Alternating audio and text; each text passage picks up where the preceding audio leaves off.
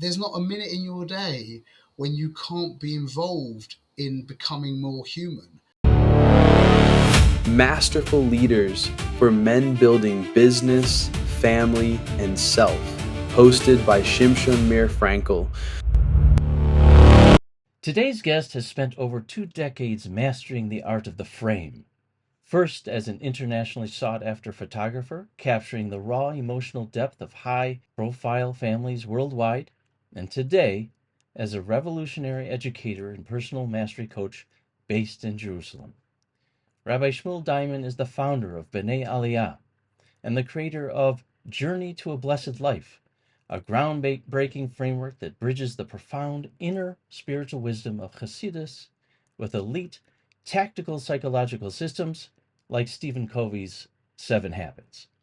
Reb Shmuel transforms people from feeling emotionally stuck to living a life of absolute clarity, self-respect, and deep alignment. With a new global cohort enrolling right now, he's here to drop the blueprint on how to move from a merely tolerable life to a truly blessed one. Reb Shmuel, welcome to Masterful Leaders. It's great. Thank you for having me. It's nice to be here. It's a pleasure and an honor. Thank you for the introduction. So, Reb Shmuel, let's start with the self. Many high achievers look incredibly successful on the outside, but internally they feel like they're moving at a snail's pace or letting themselves down. Your course focuses on building intense self-respect. What is the fundamental internal shift a person needs to make to stop feeling stuck and finally become the person they admire in the mirror? So you have to pay attention to the fact that there's rules. The world works with rules. Yeah, Hashem set up the system that there's a system. He set up a system, and you can't fudge it in most cases. In all the important cases, you for sure can't fudge it.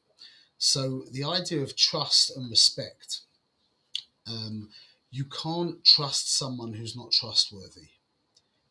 That's just how it goes. When someone lets you down, they've got a few chances, maybe it depends on who you are, but you don't get many chances. Somebody lets you down once, you can probably get through that.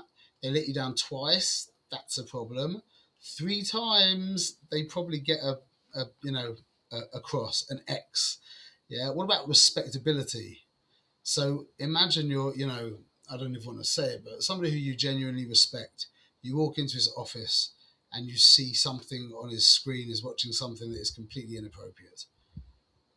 How are you going to feel towards him after that? Respect isn't going to be very straightforward, is it? Again, respectability, respect and trust are not something you can kind of hype yourself into. They have to be earned. That's the word. Trustworthy. You have to become worthy of trust. So that's with other people, obviously, but it's exactly the same within yourself as well.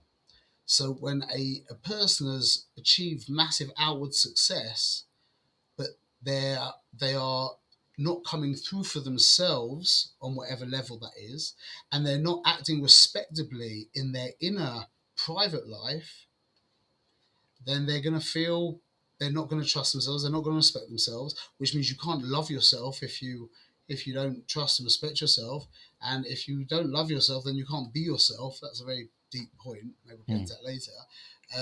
And therefore, there's going to be a big hole. So all the Ferraris in the world and all the mansions and all the even the Chesed projects. Even if somebody's doing really good things, not just earning money, they're really building good things in the world. But if in their inner world, if they're in their inner life, they don't have trust, self-trust and self-respect, then they're gonna feel it. It's gonna cost them. Yeah. So that's there's no shortcut. I'm not purporting to give a shortcut here. There's no silver bullet. There's no meditation or drug that we're going to give you. It's just, this is how it works. And if you want to have a healthy, beautiful relationship with yourself, you have to come through for yourself, and you have to be acting respectably. Those are the cornerstones. Those are the 2 cornerstones. if you can say cornerstones. Both of them create the cornerstone of your inner life. Hmm. Because it's such a big pillar of Ahavta l'recha kamocha. We're supposed to love our friends like ourselves, but everyone asks that big question. Well, so how do I love myself? And what comes first? I'm supposed to love myself first? It sounds like you're saying if I'm going to love myself first, there are some steps, there are rules, steps to getting there. Could you take me through them? Yeah, so this is important to keep in mind, that we have a relationship with Hashem. We refer to that as Avinu Malkeinu.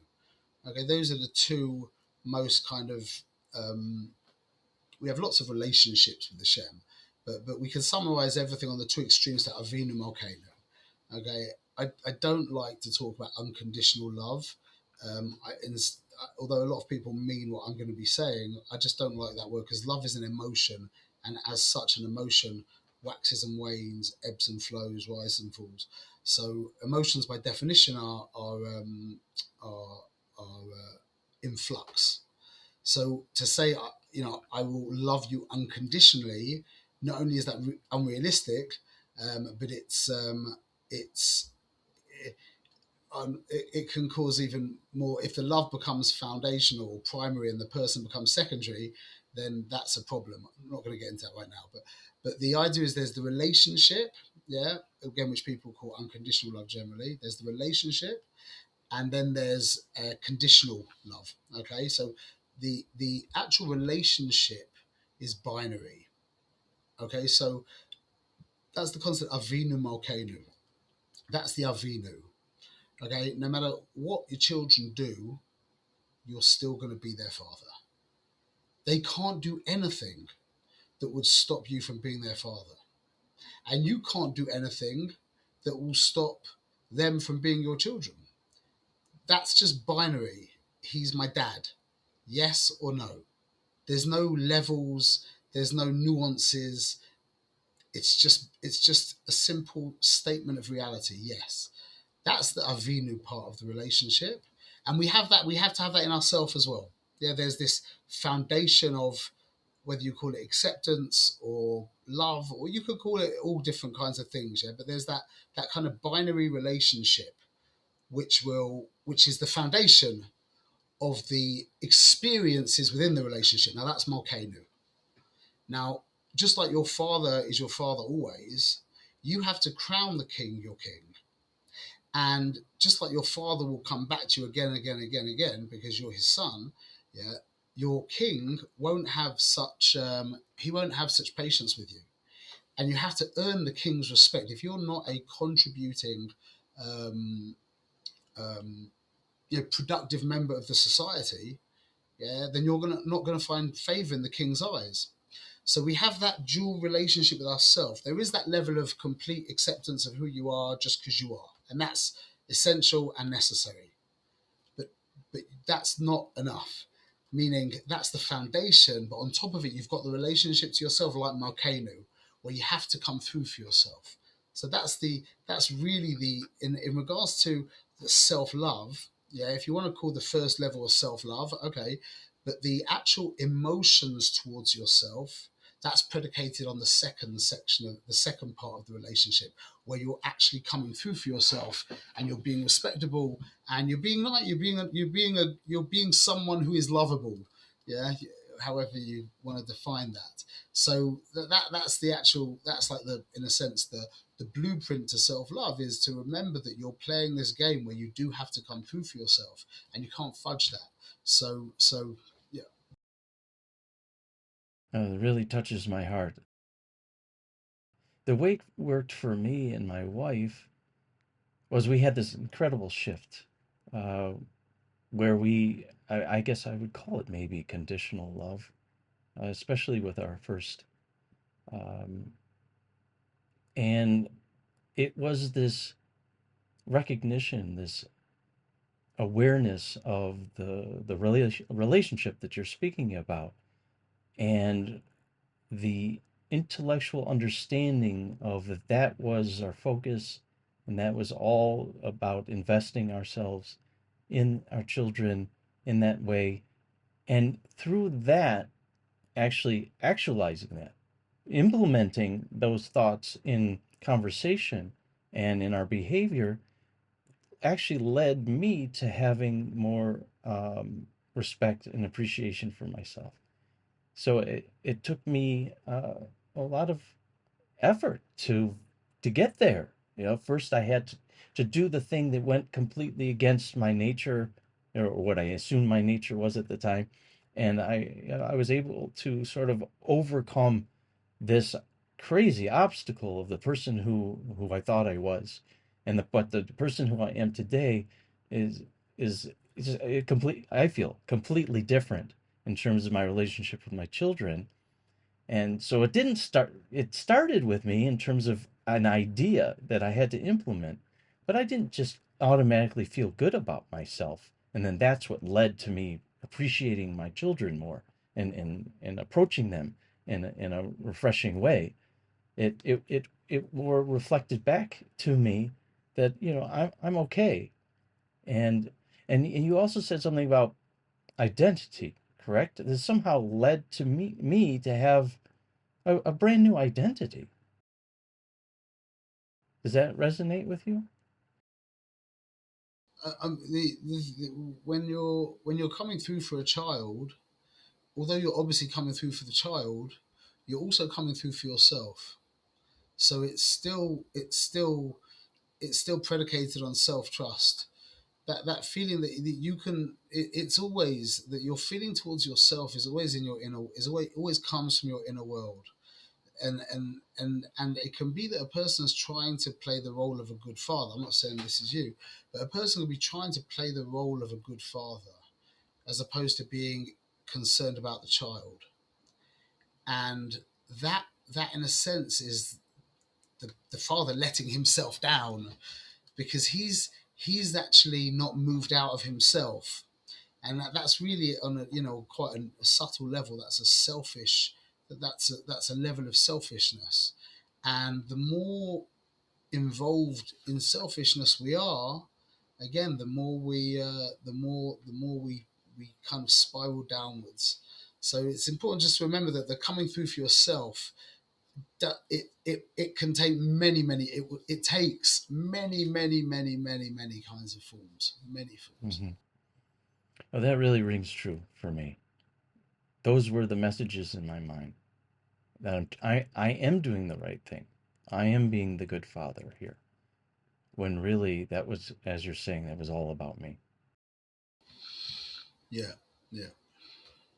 It's ironic because I try my hardest not to use the word bittul, yeah, which means selflessness or nullification.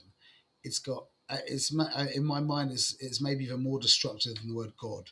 Like again, it's like everyone's got their own thing they put on it. So see, bittul smacks of the kind of that word translated as nullification. Yeah, it not smacks. It's more than that. It stinks of you know schmutter and and and doorstep. It's a revolting word, meaning it just makes you. It feels like the opposite of empowerment.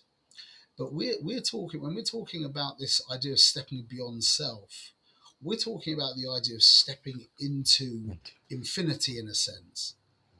So just Yeah. like someone was telling me that the idea of Hashem, Rachum V'Chanun, yeah, one of the one of the one of the answers of Chazal is to emulate Hashem. Probably the ultimate, it's all throughout all the Musa Sfarim and Chasidis Sfarim is to emulate Hashem. So just like he is Rachum, what's that? He is merciful, be merciful. Like he is graceful, be graceful, whatever that means.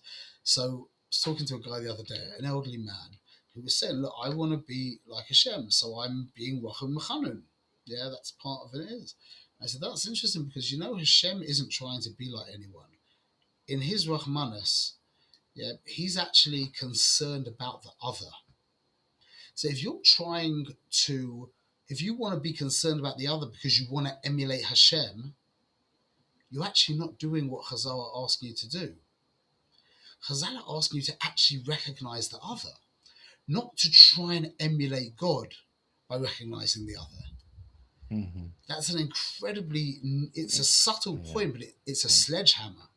It's a sledgehammer. If you're trying to be like God. So I had a guy in my past who was he was a big tzaddik. Yeah, according to the general definition, tzaddik, he was extremely hardworking, very, medactic in mitzvahs, a big Talmud Chacham, etc. And I used to go to his house a lot before I was married, and I always felt that if it wasn't for the mitzvah of Hachnasas Orchim, he wouldn't have had anything to do with me. Hmm. And it was a very unsettling feeling. I mean, I used, because he was a very big man, he was an important person, so I kind of pushed it aside, and but there wasn't a person there appreciating me, and I felt very alienated from him, and I don't know how he felt inside, but I mean, I wasn't real to him. I was like the object upon which he was performing the mitzvah. That's how I felt. Yeah. Now that's in regards to a mitzvah. I mean, that can get much more grubby as well. Also, that kind of interaction with a person. But this is the point. Is the way I understand it is when Hashem's asking us to be like Him, it's not meaning that we're trying to emulate Him and be like Him. We are trying to appreciate the other, just like Derech HaTov L'Heidu. He appreciates the other. He's humble. And he's patient, etc. Yeah, he has a place for that, and that's really what the word Rahmanas is.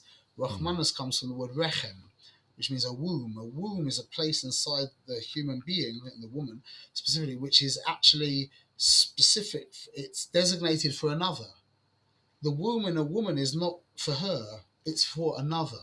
That's the idea of Rahmanas, is having a space inside yourself for the other. Now, if it's all about me being compassionate person, well, where are you in the equation? It's like the guy trying to be a good husband. Well, what about his wife? Well, you need a wife to be a good husband, but she's actually not important. You could pick her out and switch her out with a different woman. It wouldn't make a difference.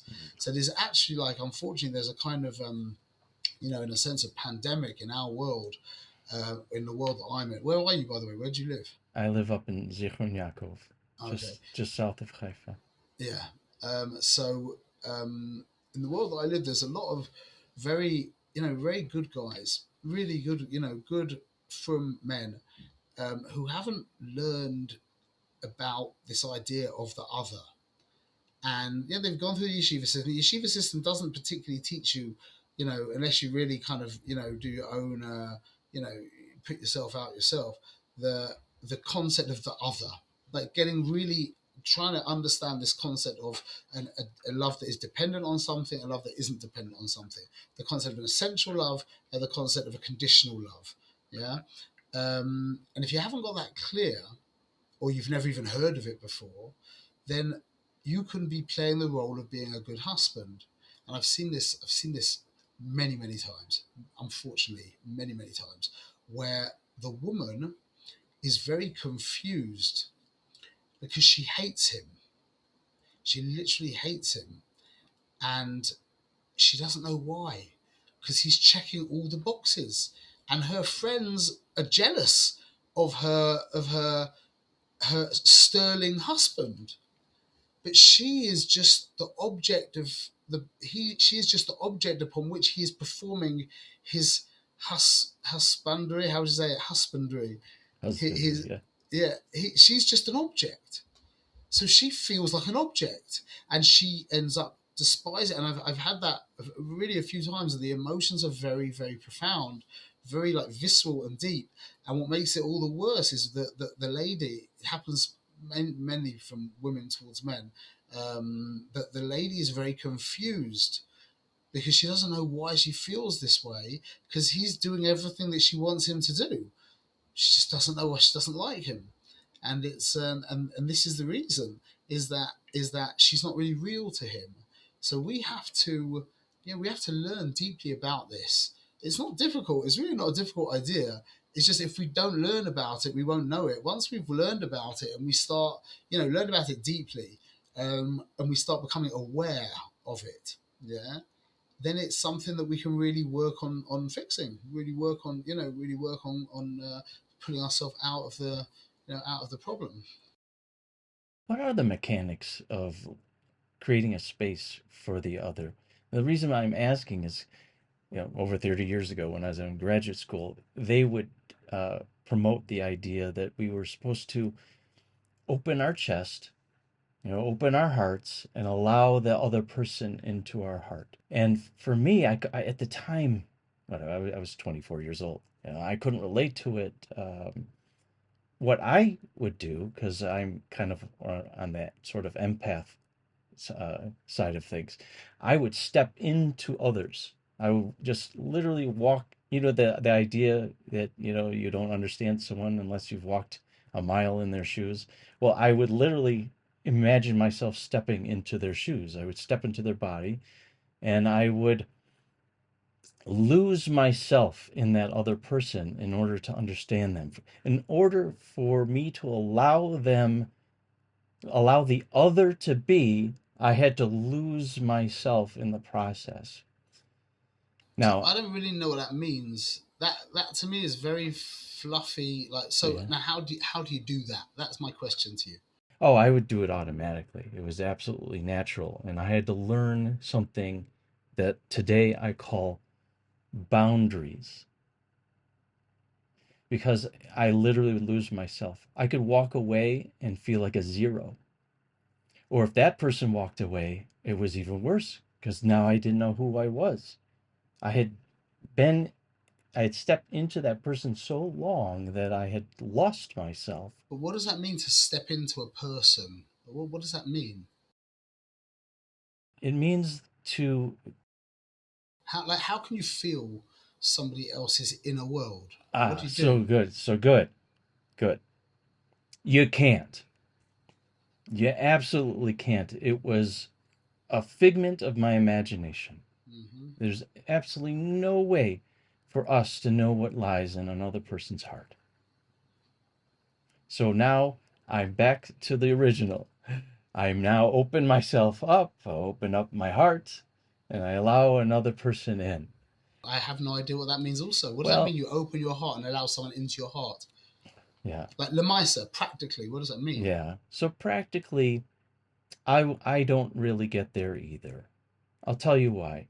Because when I started implementing boundaries, I didn't even know exactly how to place a boundary in front of me. So I just set one basically anywhere, and in a smart way, as far away from myself as possible to protect myself, so I wouldn't get lost.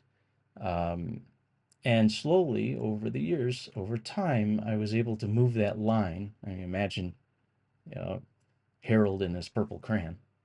You know? And then I made closer and closer and closer to my heart. And it's true. I can't let you fully in my heart. It's not even possible.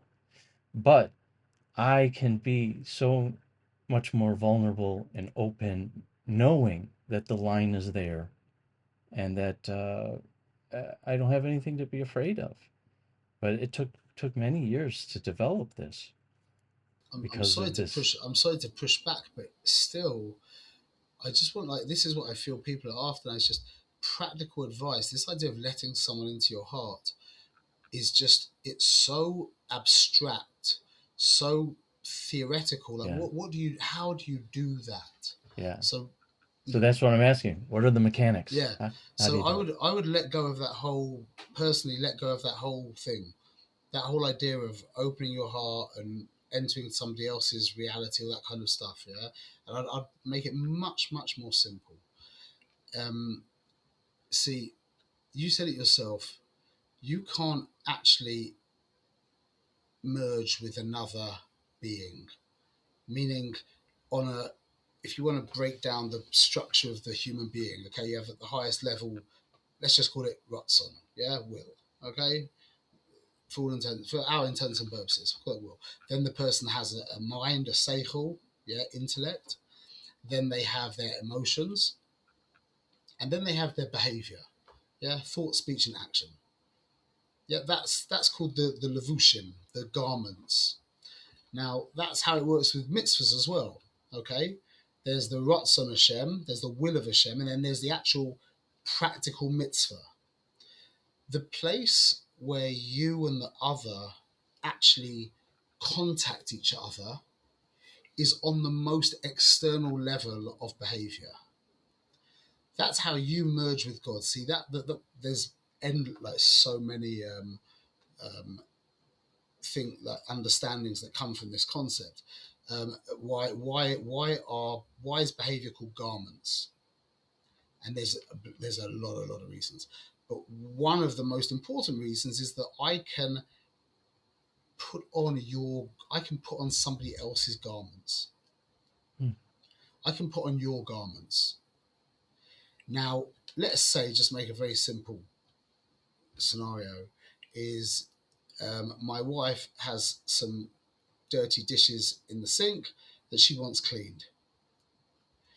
Now, her ratzon is to have an empty sink, a clean sink. That's her will. Yeah? Again, we're just talking in a moshel. That's her will.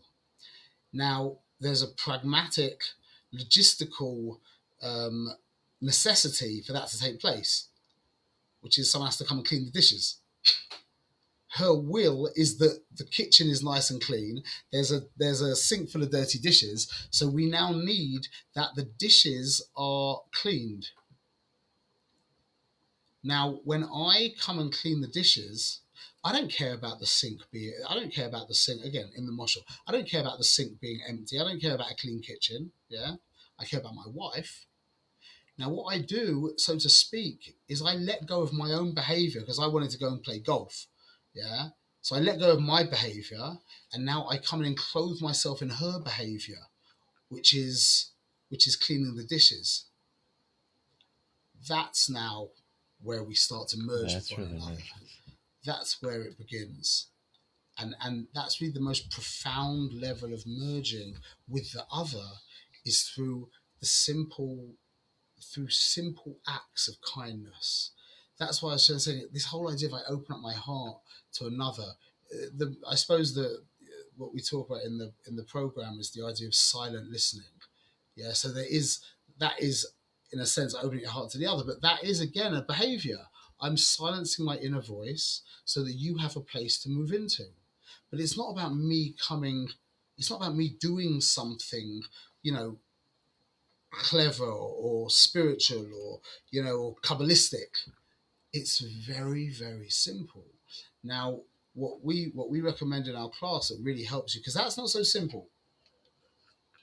Although it's simple to do, it's hard. See, what people want is complicated and easy, but we're telling you that really it's simple but hard.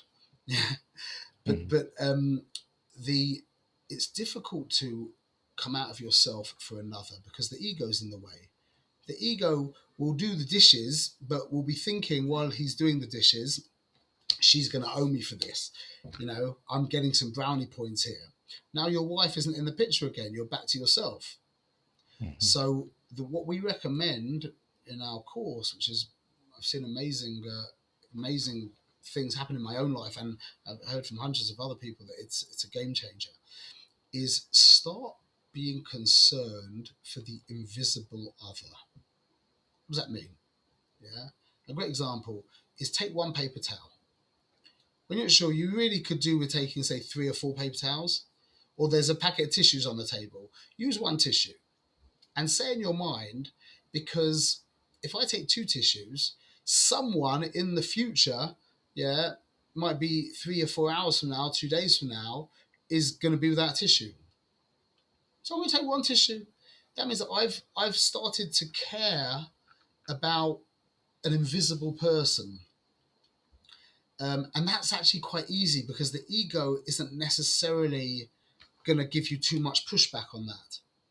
Okay, it's not about I'm going to take one tissue because I only take one tissue. I'm such a giver. It's not. It's like when you park in a car, when you park in a parking space, and there's 2 spaces, just. Now, when you park in, if you don't get quite close to the car in front of you, there won't be a space behind you. So you've got 2 options now. Either you leave yourself enough space so you can just go out easily and you mess up the invisible other, or you get in quite close, which is actually going to be quite annoying because the other guy's going to come in behind you, and now you're going to have to do a little bit backwards, forwards to get out. Yeah, but you just became more human. You just became more good. Not really godly, because that's the next stage, but you just became good. The way I've learned from my Rebbe, good means that you appreciate another human being. Godly is when you start appreciating God, but you can't appreciate God if you don't appreciate another human being. That's the ultimate carbohydrate. That's impossible. So this idea of appreciating the invisible other, and I think this is just my own thoughts. Maybe this is why the kids learn Bava Metzia, the first Gemara that they learn, when their brains start to be able to, get more theoretical and abstract, conceptual. What do we teach them about? About Shavas Aveda, returning the lost object. That's about caring about the invisible other. And that is a preparation for caring about the visible other. Because like I said, it's easier to care for the invisible other than it is for the visible other. So if you really want to make a space for your wife in your life, if anybody does, it's available, and it's practice. It's not any kind of funky, affirmation or, funny, chanting of whatever kind of thing or some kind of meditation. It's just practice of appreciating the other. For example, if you live in an apartment building, in Zechariah, you have a house, no? You live in an apartment. I live in an apartment. Now, so when you walk down, if you're at the top floor, you walk down and you see someone's trash outside the house, outside their house. Just pick it up and take it to the bin. Don't tell anyone. Don't say anything. Just pick it up. Why? I'm just doing something nice for someone. Well, they're gonna smile. They come out the house. They might not even notice. But I saved them from having to do something unpleasant, and you just became more human. Like when you're walking down the street, walk a little bit to the side, and just say to yourself, I don't want to block. I don't want to cause someone to have to go. Or when you're driving your car, let people go. Let people go as much as you possibly can, with safety in place, etc., etc. So now, when you have when you go to the mikveh, have a shower.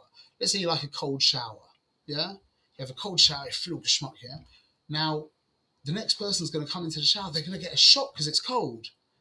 So put the tap back to center, let it get medium again, and then close it. And when you spritz deodorant in the I'm sorry to give all these funny examples, but this is just it's so practical that when you spritz deodorant in the mikveh or in any kind of public place, be aware of the fact that it's not nice to get a big waft of deodorant. So go somewhere to the side and then dissipate it with a towel, etc., etc.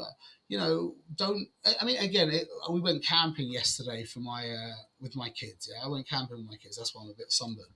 And it was me and 5 of my children, and I didn't even have to mention it this time because it's so ingrained in my kids. We have a policy that when we leave our campsite, we make sure we clean up everything, all the mess that we made, But then we spend 5 minutes as a family cleaning up all the other trash that wasn't our trash. Just make the campsite cleaner. Leave it better than you got there. That's one of our mottos as a family, And again, that's appreciating. The next people are going to come up, they might not even know, but you're becoming more human. So it's when you think of it in these terms, you realize there's literally there's not a minute in your day when you can't be involved in becoming more human or more good, let's say. And that sets you up in the most real way for when you have to deal with difficult things with children, with spouses, with parents, with colleagues, with bosses, with clients, etc. That you've become more cognizant of the other. There's no tricks and there's no funny mystical things. It's just this day in, day out commitment to I care about other people, and they become more and more real to you, and not in some kind of like you were talking about, you have to put in the boundaries and things like that. It's not like that. It's much more real. That you don't need boundaries because you're coming from a place of strength. You're coming from a place of I'm looking out for you. How can I help? And then it also has to be coupled with the fact that if people ask me, so then, well, where do you draw the line? According to what I'm saying, then you shouldn't go to sleep, should you? You should just be helping people all night long. But the minute that your behavior is reducing you, well, then you're less help in the world. You've become less. So it's a complete 360 when you think about it, or 180. Self-perfection is not an end unto itself, according to how we're saying it right now. You need to perfect yourself. Why? So that you can be the ultimate force for good in the world. Not that your own self-perfection is an end unto itself. Absolutely not. Your self-perfection is actually a means to an end. What is the end? The end is bringing goodness to the world, making this world going to bed in the evening, looking in the mirror and thinking, because of me, Baruch Hashem, this world is a little bit better. This world is a slightly better place because of me. Baruch Hashem. Thank you, Hashem. It's a complete different, it's really I'll tell you, this is how I learned Tanya a lot. My whole world is based on Sefer Tanya. And this is how I describe the book. On one leg is Sefer Tanya, the way I understand it, how I received from my Rebbe, is the movement from being the child who wants to bring his father the slippers to the child who wants his father to have the slippers. That is an infinite movement. That is the movement from me being the center of my universe to my father being the center of my universe. And how do you get there? Through these tiny little acts, day in, day out, of what we call recognizing the other. And that's really and once everybody else becomes real to you, and you can't take that for granted. That isn't our default position. But once people start becoming real to you, and you don't just look at them in context of me, like how might you help me, or might you damage me? I'll push you away. If you help me, I'll bring you close. But once people start becoming real, not in context of me, independent of me, you're real, you have your own world, let me see how I can fit into your world as opposed to how do you fit into my world. Now we're in with a fighting chance to actually relate to our creator in a real way, as opposed to, like you said before, imagine in an imaginative way, where Hashem is just a figment of our imagination. He's part of my world. So there's me, I'm really God. Now we've got this powerful infinite figure in my world who's there to provide me with meaning, or spiritual goodies, or even physical goodies, or a ticket to hell, heaven, and a pass from having to go to hell, etc. Yeah, well, who's the center of your universe? You are. And God is now, I call him your pocket God. And it's funny because we say in Yiddishkeit, we talk about Elokai, my God, and Elokeinu, our God. Yeah, there's a funny, I think Chazal did it as a joke. It's funny. I love seeing the humor in Chazal and in the Bible and all this kind of stuff. That there's two ways of saying it. When you say my God, yeah, not as like, oh my God, but as my God, my personal God. There's two things you could have in mind. There's your relationship to your car, and there's your relationship to your country. So when I say my car, that's something in context of me. I have a house, I have a computer, I have children, I have a car. Yeah, that exists within context of me. My country, I exist in context of it. And that is the foundation of Yiddishkeit. Not my God like my car, my God like my country. I exist in context of you. Now, if everybody in the world exists in context of me, how on earth is the invisible, silent creator not going to be a figment of my imagination and someone there to just give me, my gabbai? He's there to massage me and to provide me with money and to help make sure my kids get married off, etc. That's not how it is. I'm here to serve you, Hashem.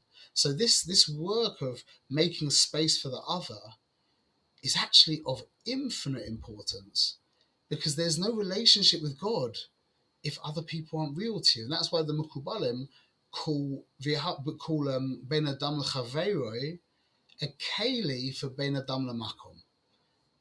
It's not just a nice thing. It's not just one of the biggest mitzvahs. I love it. It is, and in fact, and I don't usually quote gematria so often, but this is a gematria that is absolutely mind blowing. V'ahavta l'orecha kamoicha ani Hashem. is 916, if I'm not mistaken. V'yahavta re'echa kamocha ani Hashem. Yeah, love your neighbor as yourself, I'm God, is the same as v'yahavta es Hashem lokecha. Love the Lord your God, however you translate that. Same gematria. You cannot separate Bein Adam L'Chaveiro from Bein Adam L'Makom. If you don't have Bein Adam L'Chaveiro, yeah, I don't think there could be anything more sure in the world that your Bein Adam L'Makom is needs, is in need of some a big shiput, put it that way. Thank you so much, Reb Shmuel, for sharing your wisdom and setting me straight as well. And I mean, and you really touched me in the sense that that's why I'm doing this podcast. You know, it's not about me, and I really appreciate, especially you today, and everyone that I've done a briefing with. I just really enjoyed their sharing their inner worlds and what what it is, what type of impact they're having on the world. Is there a particular way that people can be in touch with you? I'll make sure to put links in the description. The truth is, it's getting more and more difficult, like for personal contact now. It's just getting busier and busier. So people can get. I mean, what really we recommend is to join our course, Journey to a Blessed Life. It's literally, over 15, 20 years of developing this course, and it's really, really helping people, like on a very profound way. The feedback is just amazing. There's too many things to get into, but it's really working. We've blended profound, wisdom with basically a lot of humor and a lot of powerful, very special content. Like, I've been a photographer for so many years, and I've developed a real kind of sensitivity to the image and to video, etc. And so we're using those skills to create media that just, it's funny, it's out the box, it's profound, it's moving, it's touching, and it's all coming through in this course. And it's really helping. So my recommendation, if anybody wants to get connected to what we've been speaking about, jump on board. The cohort begins next Sunday, so it's 10 days from now, the 28th of June. It's jtabl.com, which is Journey to a Blessed Life, jtabl.com, and join. There's we've had well over 1,500 people go through so far, and it's just the momentum's building, and like I said, the feedback's just really inspiring, and so that's really that's our advice. If you want to get connected, jump on the jtabl.com wagon, and that's the way that we'll be connected as well. Thank you so much for sharing with us, and we couldn't have done this episode of Masterful Leaders without you. Yeah. This is Masterful Leaders. Win at work, thrive at home, lead your life. On Masterful Leaders, we believe true success is built across every part of life, not just business. If this episode added value to you, subscribe, share it with someone you care about, and join us next time as we continue building the full package.